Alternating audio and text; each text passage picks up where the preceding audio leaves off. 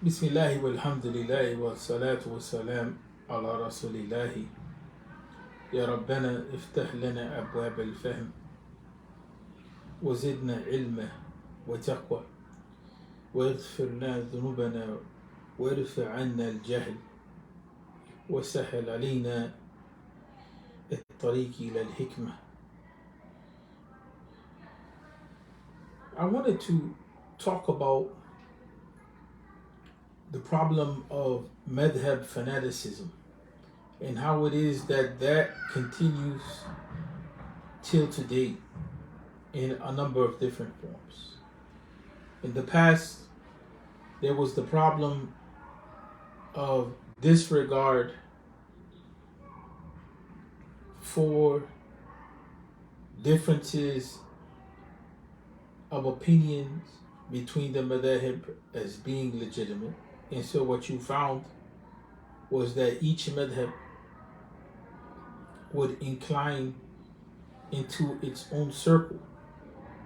And we have historical documentation that this had even impacted the Salah in Masjid al-Azhar and even in al-Haramain al-Sharifain at one point in time.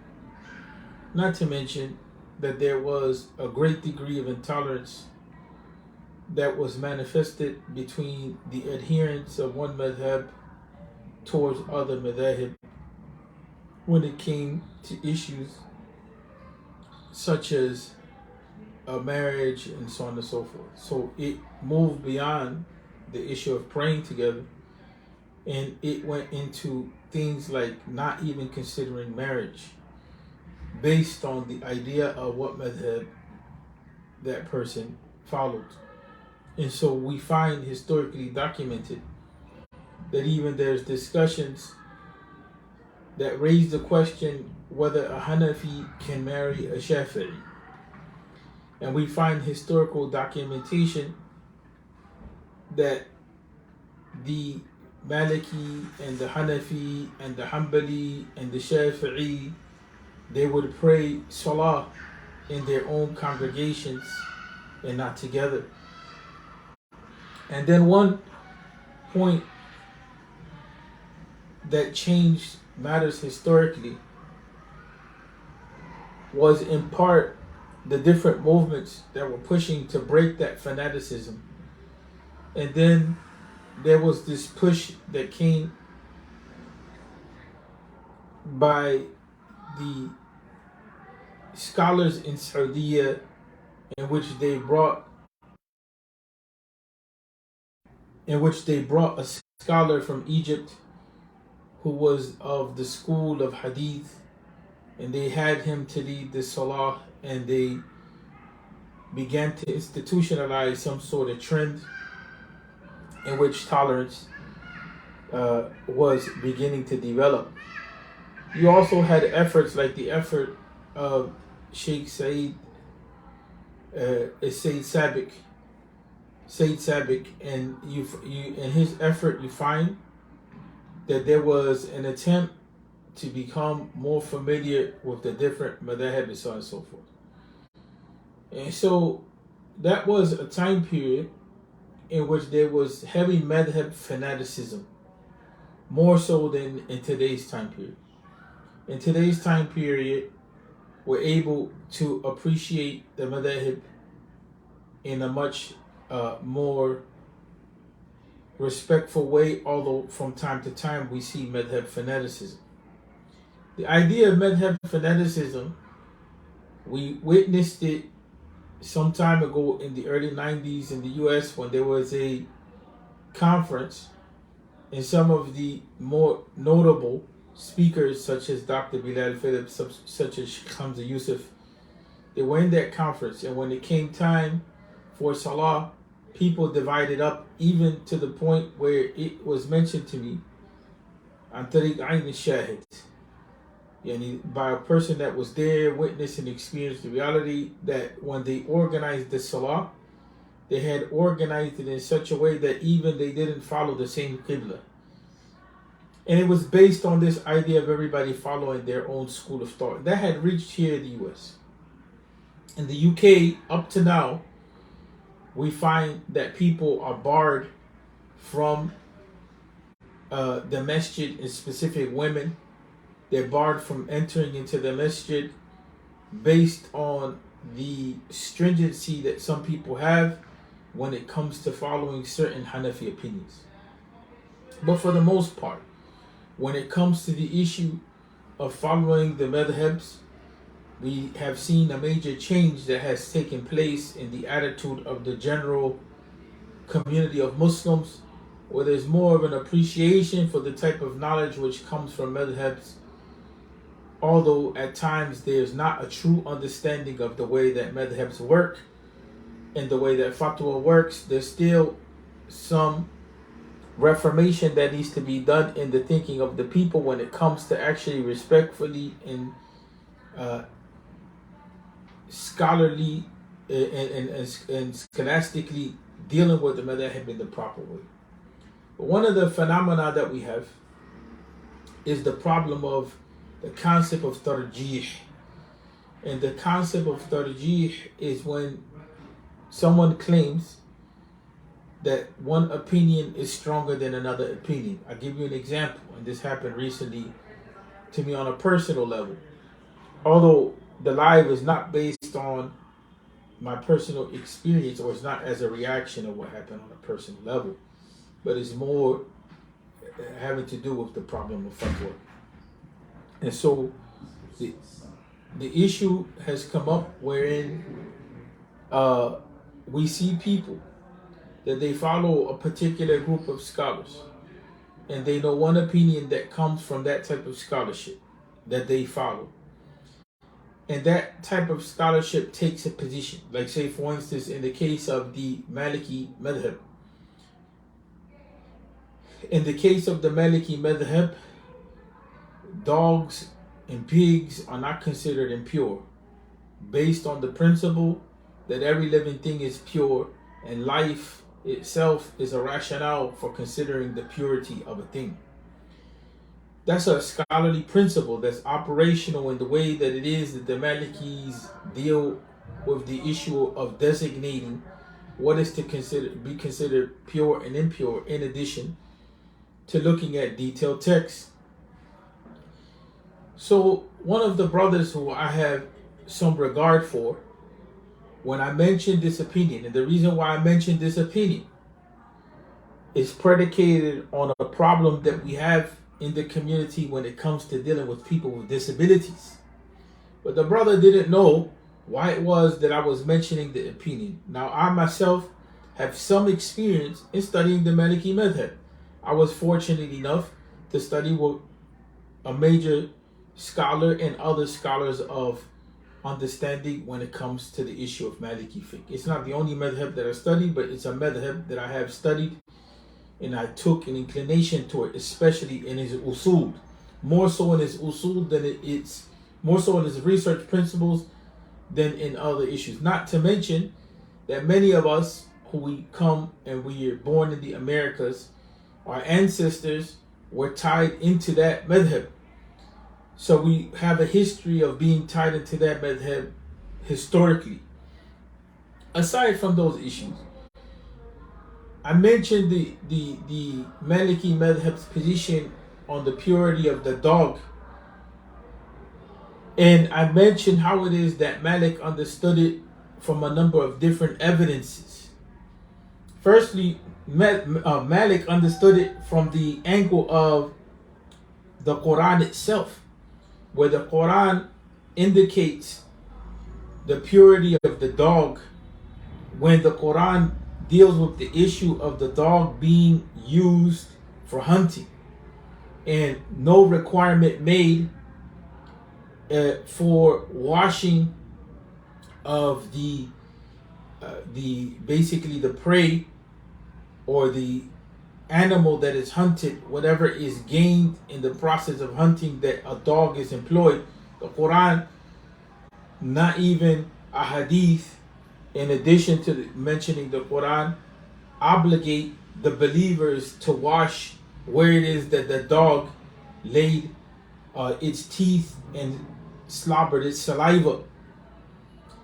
And so, in addition to that, you have the story of the sleepers of the cave who were sleeping with a dog in their midst. And so there's a certain type of angle that is taken in the Maliki school that looks at the evidences that are there in the Quran, not to mention the fact that in actual practice in the masjid of the Prophet Muhammad sallallahu alaihi wasallam, dogs would come in and out of the masjid. And Imam al-Bukhari, who some of the brothers want to go with the ahadith, they forget that al-Bukhari, Muhammad bin Ismail rahmatullahi alayhi, in his chapter headings he indicates his position. So the chapter headings will indicate the fiqh of Bukhari's position, and Bukhari has his own madhab, which differs from the madhab that we call the madhab al-arba', or the four madhabs. And so Bukhari in his chapter heading is indicating to the purity of the dog. Even though you find in his Sahih, he'll narrate a hadith which at face value appear to contradict that. So when we look at those evidences that are there, the entry of dogs in and out of the masjid, the mention of the Quran with regard to the issue of the dog being that beast which is allowed to hunt for us and not requiring the purification of the animal. And the fact that that was a practice that was in Medina dominant for a long time, the Maliki school, so there was no issue. So we had dogs coming in and out. And so in the Maliki school, there's no issue with that. And in the Maliki school, they look at the other hadith and they take an angle on it. But the problem of madhab fanaticism comes is this, that brothers forget that there's a principle, al-ijtihad la yanqud al-ijtihad. And so brothers that don't have real grounding in usul al-fiqh, they don't have real grounding in the minhaj al-fatwa, and neither do they have respect for the thinking of the ulama. They think that they're above the scholars. It's one thing to say I follow something other than what it is that you're presenting, based on X, Y, Z, based on these principles, based on these detailed evidences, and so on and so forth. It's another thing to declare the position of another person to be weak because you're following the taqleed of what you're making taqleed of what somebody else said. Because if you're not at the level of ijtihad, then you're doing ittiba', and in this case that we find with brothers, they're doing taqleed because they don't even understand how the position is constructed. They're just going by what's said by another scholar. They can't support more than one opinion. So if we were to get to a higher level of knowledge, that would necessitate that I would be able to argue the Maliki position on the purity of the dog and understand how they constructed the position. Then I would be able to argue against the Maliki position by taking the other position and showing the proof that's there, and then being neutral at the end. Because when it comes to the issue of fatwa, the issue of fatwa is different than just saying that this hadith is strong or saying this particular position in fiqh is strong. The issue of fatwa now has to consider the objectives of the sharia and the overall well-being, maslaha and maslaha li ibadillah, or maslahatu ibadillah, that the well-being of the believers or those who are the worshippers of Allah. So the issue of book knowledge is different than the issue of seeing how it is that we can realize the values of Islam in real everyday living. And this is the problem with the Muslim American community. That you have a group of people that they have a number of different ideas that they bring to the table, but they have no real methodology. And at the end, they don't look at the well-being of the community. And so the reason why we've been slowly introducing this position, the issue of the purity of the dog, is not because we're necessarily calling for people to own dogs. Although I would never tell someone, for instance, that's in a bad mental health state, or a person that's single and all alone, that if they came and they asked, can I have a dog? it would help me in my life because of this reason. I have mental health issues, or I have diabetes, or I have, I have security issues, or whatever it may be. Because, by the way, people, the education of animals, especially dogs in today's time, or training a dog, is at such a high level that they can be used to detect diabetes. They can be used to detect heart attacks. And in the case that we want to build, they're definitely used when it comes to the issue of the blind, of assisting the blind in their lives, and so on and so forth. So I want to say this before leaving for Salah. One of the problems that we confront is that we're not on that level of mastery over animals at this point. And so we marginalize people with disabilities. So then what people with disabilities using the knowledge of the non-Muslims, not the knowledge that the Muslims have put forward, when they advance themselves, then we find no place for them in the community. It's the same problem with women. It's the same problem with converts. It's the same problem we have with ethnicity issues. It's the same problem that we have with the homeless, with the poor, with people with mental health issues, that our community hasn't gotten to the level of understanding how to utilize knowledge to build a community of value. Our community is still stuck in the past. So there's no idea that can be justified here in just claiming that my position is strong and your position is weak. The issue more is, how are we going to integrate people into our community? And so when we look at that particular position, how is it that we're giving fatwa? And people, there's a lot of different issues that come up. It's not only that type of issue. When we look at fiqh in that regard, one person saying my position is stronger than your position, without regard to see whether that position is going to help people out, like in the case of the blind that are marginalized from our community. You understand what I'm saying?